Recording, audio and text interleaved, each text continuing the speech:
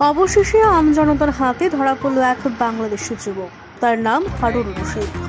ওইখানে থাকা লোকজনদের সাথে কথা বলে জানা যায়, দীর্ঘক্ষণ যাবতীয় নাকি ওই যুবক রাস্তায় ঘোরাফেরা করছিল। তাতেই সন্দেহ হয় রাস্তায় থাকা লোকজনদের।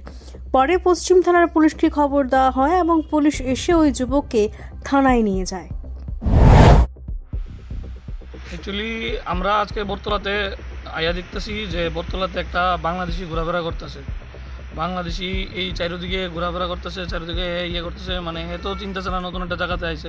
তো আইসেরা হে প্রথম কিন্তু হে কলকাতার, তো হের কথার ভাবে আমরা বুঝছি যে হে কলকাতার না। যখন হেরে আমরা ভালো করে জিজ্ঞেস করলাম তখন হে কইছে হে বাংলাদেশি।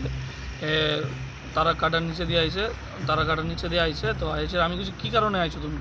হে কিছু করতে পারতেছে না। হে একটু মানে হঠাৎ করে সেটা অন্য জায়গাতে নতুন জায়গাতে আই আছে, হতভম্ব বই আছে এমন একটা ভাব, মানে হ্যাঁ নিশ্চয়ই কোনো একটা কুচক্র বা অন্য কিছু নিয়ে আইছে। কারণ হের চেহারা বা হের ভঙ্গিমা একটু অন্যরকম, হের ভঙ্গিমা কোনো রকমই ভালো না। তো সেই কারণে আমরা বটতলা থানাতেও ফোন করছি, বটতলা থানার পুলিশ আইতেছে, তো আমরা পুলিশের হাতে ধরে দাঁড়াই দেবো। কি মনে হয় মানে সীমান্তে তো বিএসএফ এর পাহারা থাকে, সেইভাবে এখন তো বাংলাদেশের যেই অবস্থা, হিন্দুদের নিয়ে বা ভারতের নিয়ে যেই অবস্থা, তো ওইদিকে তো ভীষণভাবে পাহারা দেওয়া হচ্ছে।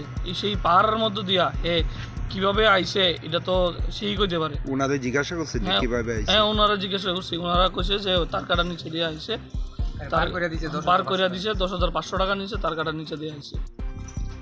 উনি কি একই না সঙ্গে কেউ আছে? উনি তো কইছে উনি একা, উনি তো আর কারোর নাম কইতেছে না। কিন্তু মনে তো হয় না একা আইছে, কারণ বাংলাদেশের তো সিচুয়েশন খুবই খারাপ।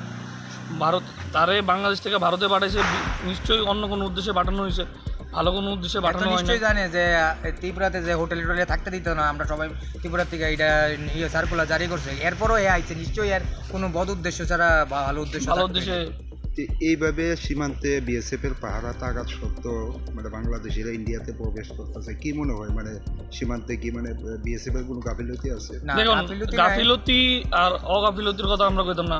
বিএসএফরা যথেষ্ট তারার ডিউটি পালন করতেছে, কিন্তু তা সত্ত্বেও দেখেন সব জায়গাতেই ফাঁক থাকে। তো হয়তোবা ওই জায়গাটি তারা ইউজ করতেছে, ওই জায়গাটি তারা ট্রাই করতেছে, ওই জায়গাটি দিয়ে আইতেছে। আমরা বিএসএফ বাইরের জওয়ানদের কমও একটাই কথা যে তারা যতটুকু ডিউটি করতেছে আটটু ভালোভাবে আটটু বেশি করে করুক। আমরা ভারত সরকারের কাছে আবেদন করব যাতে কোনো বাংলাদেশি কোনোভাবে তার নিচে দেওয়া হোক বা সর্বত কোনোভাবে যাতে বাংলাদেশ থেকে ইন্ডিয়াতে না আইতে পারে, এটাই আমরা একটা আবেদন।